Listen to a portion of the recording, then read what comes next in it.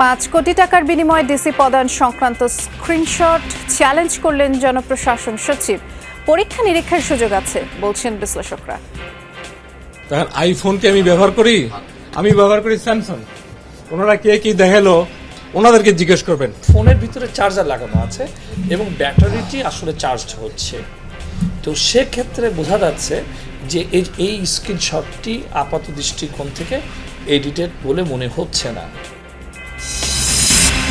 Doctor ইউনূসের গ্রামীণ কল্যাণকে 666 কোটি টাকা কর পরিশোধের সংক্ষিপ্ত রায় প্রত্যাহার। আইনি লড়াইয়ে নিষ্পত্তি চান নোবেলজয়ী, জানালেন আইনজীবী। প্রধান উপদেষ্টাও বলছেন যদি আমি দোষী সাব্যস্ত হই তাহলে আমি প্রধান উপদেষ্টার কারণে যেন আমাকে দোষ থেকে অব্যাহতি না দেওয়া হয়। 2 সপ্তাহে 400 গুমের অভিযোগ জমা পড়েছে কমিশনে। তৎকালীন সরকারের আদেশ সরাসরি অমান্যের সুযোগ ছিল না বললেন বিজিবি মহাপরিচালক। জুলাই মাসের শেষ দিকে যখন গণ গ্রেফতার শুরু হলো, বিজিবিকে বলা হচ্ছিল গ্রেফতার করতে। বিজিবির একজন সদস্য একটা দিনের জন্য কাউকে গ্রেফতার করেনি। চেয়ারম্যানের পদত্যাগের দাবিতে বিএসইসি কার্যালয়ে তালা দিয়েছেন বিনিয়োগকারীরা। পরিস্থিতি নিয়ন্ত্রণে প্রধান ফটকের সামনে পুলিশ মোতায়েন।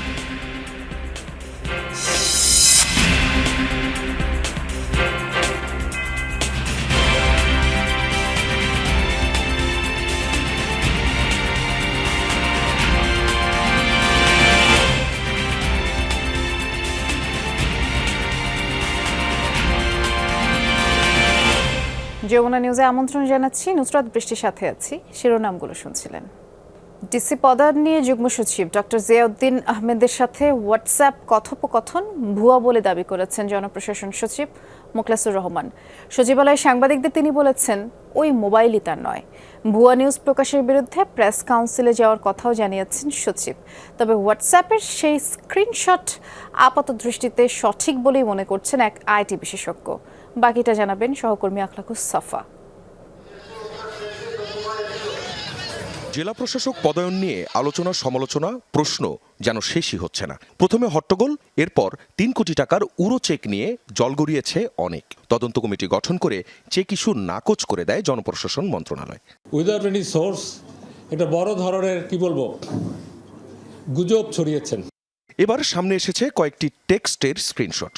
অভিযোগ এগুলো সিনিয়র সচিব মোখলেসুর রহমানের সঙ্গে যুগ্ম সচিব ডক্টর জিয়াউদ্দিনের হোয়াটসঅ্যাপ চ্যাট। আলাপচারিতায় ডিসি নিয়োগ নিয়ে সবকিছু গুছিয়ে আনা হয়েছে এবং এখন কেউ কিছু করতে পারবে না বলে সচিবকে জানাচ্ছেন জিয়াউদ্দিন।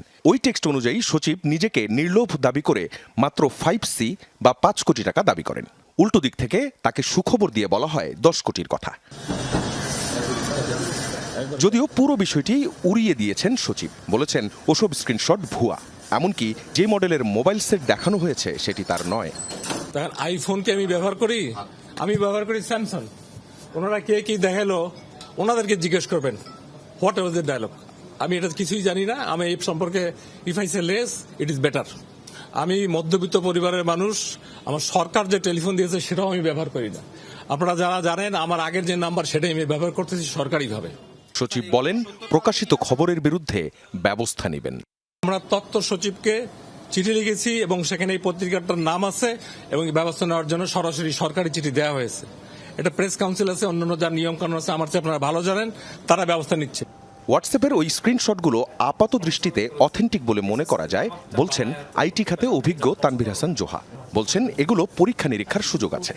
ফোনের ভিতরে চার্জার লাগানো আছে এবং ব্যাটারিটি আসলে চার্জ হচ্ছে, তো সেক্ষেত্রে বোঝা যাচ্ছে যে এই স্ক্রিনশটটি আপাত দৃষ্টিকোণ থেকে এডিটেড বলে মনে হচ্ছে না। এখন তারপরও একটি বিষয় রয়েছে, সেটির মেটাডাটাকে আসলে বিশ্লেষণ করা খুব জরুরি। অর্থাৎ সোর্স স্ক্রিনশট যেটি, সেই সোর্স স্ক্রিনশটের তার মেটাডাটা বলতে বোঝাচ্ছে তার ইলেকট্রনিক ভৌগোলিক অবস্থান, কোন লেন্স, কোন ক্যামেরা, কোন শাটারের স্পিড, কোন আইএসও দিয়ে, কোন IMEI নাম্বারের মাধ্যমে এই ছবিটি আসলে চিত্রটি আসলে চিত্রিত হয়েছে।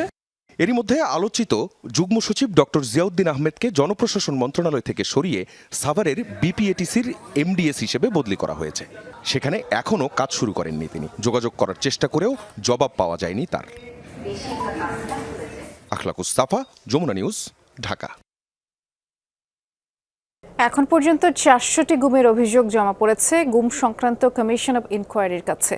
এর মধ্যে বিভিন্ন সংস্থার আয়নাঘর পরিদর্শন করে ভুক্তভোগীদের বর্ণনার সাথে মিল পাওয়া গেছে বলেও জানিয়েছে গুম সংক্রান্ত কমিশন অব ইনকোয়ারি।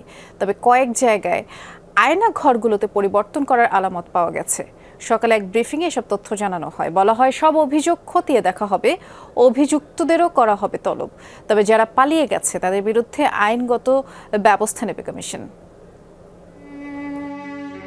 গত 15 বছরে বিচার বহির্ভূত অসংখ্য হত্যা, গুম ও খুনের ঘটনা ঘটিয়েছে বিগত সরকার। এসব ঘটনার নির্দিষ্ট কোনো হিসাব নেই কারো কাছেই। তাই সরকারের পৃষ্ঠপোষকতায় হওয়া এসব গুমের ঘটনার আসল তথ্য খুঁজতে গুম সংক্রান্ত কমিশন অব ইনকোয়ারি গঠন করেছে অন্তর্বর্তী সরকার। গত 15 সেপ্টেম্বর থেকে শুরু হয়েছে এই কমিশনে অভিযোগ দাখিলের কার্যক্রম।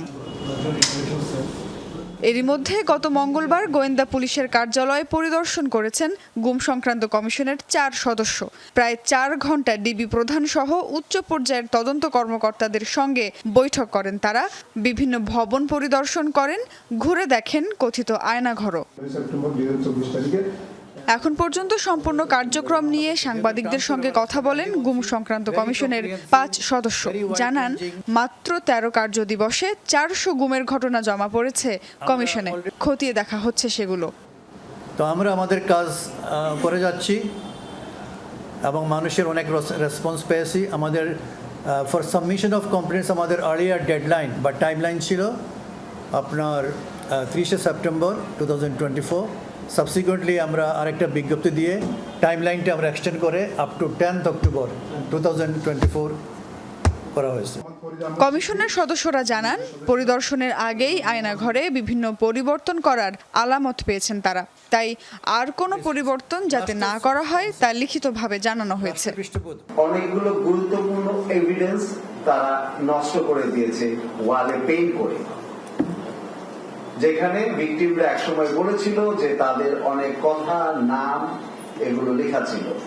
6 আগস্ট 2009 থেকে 5 আগস্ট 2024 সালের মধ্যে হওয়া গুমের ঘটনাগুলো খতিয়ে দেখবে এই কমিশন। এরপর অন্তর্বর্তী সরকারের কাছে প্রতিবেদন জমা দেওয়া হবে। সুমাইয়া ঐশী, যমুনা নিউজ, ঢাকা। দুর্গাপূজাকে কেন্দ্র করে দেশকে অস্থিতিশীল করার চেষ্টা চলছে বলে জানিয়েছেন বিজিবি মহাপরিচালক major general Mohammad Ashrafuzzaman Siddiqui. BGB সদর দপ্তর পিলখানায় এক মতবিনিময় সভায় তিনি বলেছেন, একটি মহল সংখ্যালঘুদের ভয় দেখিয়ে আন্তর্জাতিক মিডিয়ায় বাংলাদেশ নিয়ে নেতিবাচক প্রচার চালাতেই এমন করছে। ডিজি বললেন, সীমান্তে নজরদারি আরও কড়াকড়ি করা হয়েছে। তিনি জানিয়েছেন, বিজিবির কোনো সদস্য পলাতক নেই, একটি অস্ত্রও খোয়া যায়নি। ছাত্র জনতার আন্দোলনে পুলিশের চেয়ে কম সক্রিয় হওয়ায় তখন স্বরাষ্ট্রমন্ত্রীর কাছে কৈফিয়ত দিতে হয়েছে বলে সাংবাদিকদের জানিয়েছেন মহাপরিচালক। এছাড়াও তৎকালীন সরকারের আদেশ সরাসরি নাকচ করা সম্ভব ছিল না বলেও মন্তব্য তার। পালানোর চেষ্টা করছিল এমন 22 জন তৎকালীন সরকারের ঘনিষ্ঠ, উচ্চপদস্থ, মধ্যপদস্থ এবং নিম্নপদস্থ কর্মী যারা বিভিন্ন ধরনের অপরাধের সাথে যুক্ত ছিল তাদেরকে আটক করেছি। আপনাদের প্রতি এই অনুরোধ রইল, আপনারা দূর দূরান্তে অনেক প্রত্যন্ত অঞ্চলে কাজ করেন, যে কোনো সময় যে কোনো তথ্য পাবেন আমাদেরকে জানাবেন। লক্ষ্মীপুরের যাত্রাবাড়িতে গণহত্যার ঘটনায় শেখ হাসিনা সহ 30 জনের বিরুদ্ধে ট্রাইব্যুনালের প্রসিকিউশনে অভিযোগ দাখিল করেছে জাতীয় নাগরিক কমিটি। এদিকে 4 আগস্ট মিরপুর 10 নম্বরে বিএফ শাহীন কলেজের শিক্ষার্থী আহনাফ নিহতের ঘটনায় আরেকটি অভিযোগ জমা পড়েছে ট্রাইব্যুনালের প্রসিকিউশনে। ছেলে হত্যার সুষ্ঠু বিচার চেয়েছেন মা। সব মিলিয়ে আজ এমন 3টি অভিযোগ দায়ের হয়েছে। এখন পর্যন্ত আসা অভিযোগের প্রায় সবকটিতেই প্রধান আসামি সাবেক প্রধানমন্ত্রী শেখ হাসিনা। আর বৈষম্য বিরোধী ছাত্র আন্দোলনের সময় 18 জুলাই যাত্রাবাড়ি দনিয়া কলেজের ছাত্র সাকিব হাসান এবং লক্ষ্মীপুরে ওসমান গনি হত্যাকাণ্ডের বিচার চেয়েও এই মামলা দায়ের করা হয়েছে। আসামিদের বিরুদ্ধে গণহত্যা ও মানবতা বিরোধী অপরাধের অভিযোগ আনা হয়েছে। সাকিবের বাবা মোহাম্মদ মর্তুজা আলম আর ওসমান গনির বাবা মোহাম্মদ আব্দুর রহমান পৃথক 2টি মামলা দায়ের করেন। এদিকে ট্রাইব্যুনালের মূল ভবন পরিদর্শন করেছেন গণপূর্ত অধিদপ্তরের প্রধান প্রকৌশলী। জানিয়েছেন 3 থেকে 4 মাসের মধ্যে ট্রাইব্যুনালের সংস্কার কাজ শেষ হবে।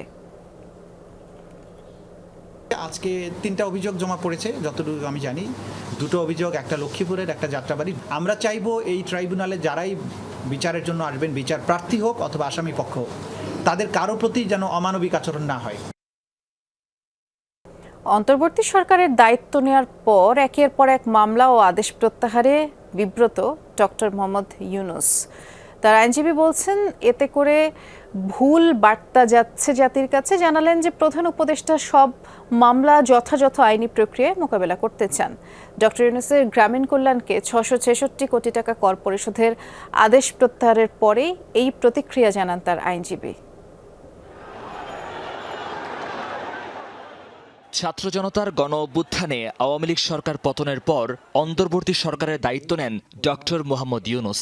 এরপর শুরুতে তার বিরুদ্ধে হওয়া দুর্নীতির মামলা প্রত্যাহার করে নেয় দুদক। খালাস দেওয়া হয় ডক্টর ইউনূস সহ 14 জনকে। এ নিয়ে এখন পর্যন্ত বিতর্ক থামেনি। খোদ ডক্টর ইউনূসের আইনজীবী বলছেন তারা এভাবে মামলা প্রত্যাহার চান না, লড়তে চান যথাযথ আইনি প্রক্রিয়ায়। এবার গ্রামীণ কল্যাণকে 666 কোটি টাকা পরিশোধের আদেশও প্রত্যাহার করে নিলেন দেশের উচ্চ আদালতের একটি বেঞ্চ। কারণ হিসেবে বলা হয়েছে ওই বেঞ্চের কনিষ্ঠ বিচারপতি রাষ্ট্রপক্ষের হয়ে মামলাটি লড়েছেন, আর এখন তিনি 6 মাস ধরে মামলাটির শুনানি করেছেন বিচারপতি হিসেবে। লার্নের সেকেন্ড জাজ উনি এই কোর্টেরই ডিএজি ছিলেন এবং এই সরকারের পক্ষে এই মামলায় তিনি প্রতিদ্বন্দ্বিতা করেছেন। সুতরাং এই রায়টা ডিফেক্টিভ থাকবে, তাই উনি এটা রিকল করেছেন বলে ওনার জিনিস আদেশ দিলেন এবং মহামান্য চিফ জাস্টিসের কাছে মামলাটি পাঠালেন। মামলা এবং আদেশ প্রত্যাহারের এই দুটি ঘটনায় বিব্রত ডক্টর ইউনূসের আইনজীবী। তিনি বলছেন ক্ষমতায় আসার পর মামলা প্রত্যাহারে জাতির কাছে ভুল বার্তা যাচ্ছে। যেই প্রক্রিয়ায় মামলাটা উইথড্র করা হয়েছে এখানে আইনগত কোনো প্রক্রিয়া অনুসরণ করা হয় নাই, না করে এমনভাবে একটা রাজনৈতিক প্রক্রিয়ার মধ্য দিয়ে আদেশে যেভাবে রাজনৈতিক মামলাগুলি উইথড্র করা হয় সেভাবে উইথড্র করা হয়েছে। আমাদের প্রধান উপদেষ্টাও বলছেন যদি আমি দোষী সাব্যস্ত হই তাহলে আমি প্রধান উপদেষ্টার কারণে যেন আমাকে দোষ থেকে অব্যাহতি না দেওয়া হয়। নিয়ম অনুযায়ী এই মামলাটির ফের শুনানির জন্য নতুন বেঞ্চ গঠন করে দেবেন প্রধান বিচারপতি। মহিউদ্দিন মধু, যমুনা নিউজ, ঢাকা।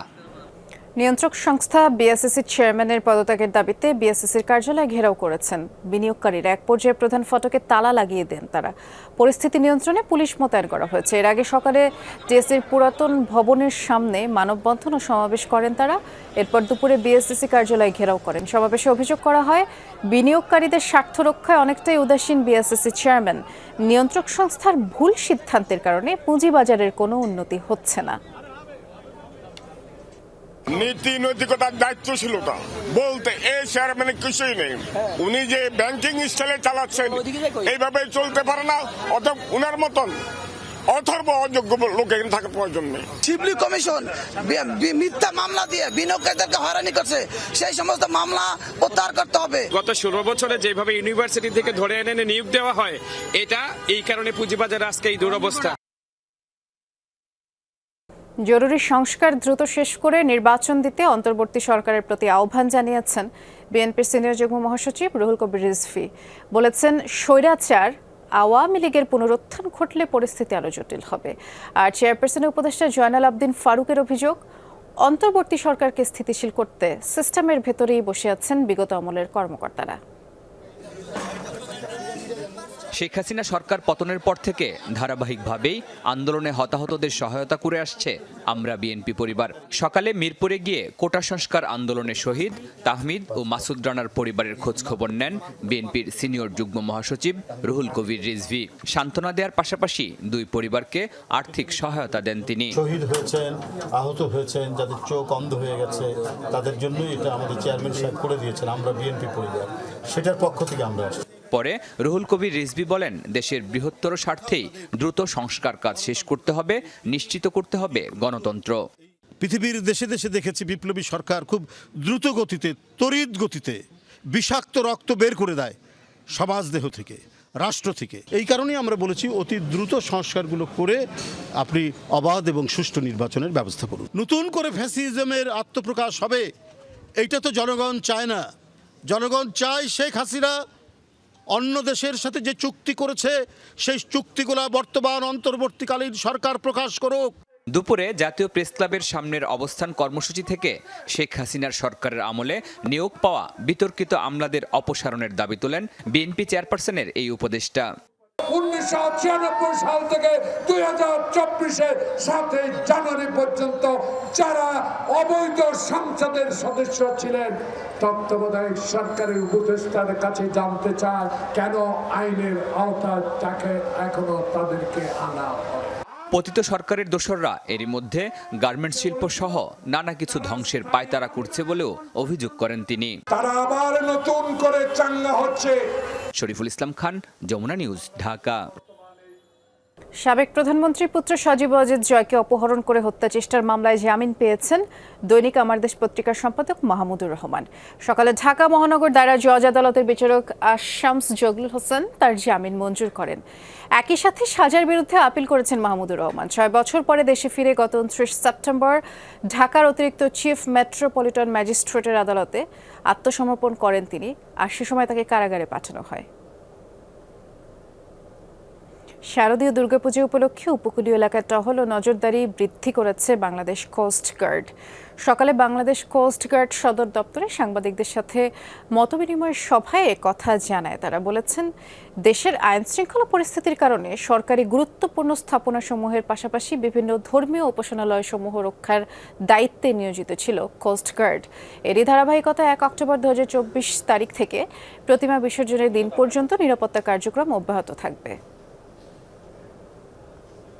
বিভিন্ন ধর্মাবলম্বীদের যে ধর্মীয় উপাসনালয় ছিল সেটা কিন্তু আমরা আমাদের এই পেট্রোলের মধ্যে রেখেছি এবং তাদের সাথে কথা বলে তাদেরকে আমরা পর্যাপ্ত নিরাপত্তার সুবিধা দিয়েছি এবং উপকূলীয় এলাকায় এ পর্যন্ত এই ধরনের কোনো নাশকতা বা ধর্মীয় উপাসনালয় ভাঙার কিন্তু আমরা কোনো তথ্য এ পর্যন্ত পাইনি, যেটাতে আমরা নিশ্চয়তা প্রদানে সক্ষম হয়েছি। শারদীয় দুর্গাপূজা, তো সেখানেও আমরা উপকূল এলাকায় যে সমস্ত মন্দিরগুলো রয়েছে সেগুলোতে আমরা অবশ্যই আমাদের টহল চলমান রেখেছি এবং আমরা সরকারের নির্দেশনা মোতাবেক এটা চলমান রাখবো। নারী টি-20 বিশ্বকাপের সংযুক্ত আরব আমিরাতে শুরু হলো নারী টি-20 বিশ্বকাপ। আর উদ্বোধনী ম্যাচে মুখোমুখি হয়েছে বাংলাদেশ ও স্কটল্যান্ড। টস জিতে টাইগার্সরা ব্যাট করছে। শেষ খবর পাওয়া পর্যন্ত তাদের সঙ্গে 1 উইকেটে 35 রান। এই ছিল যমুনা নিউজে।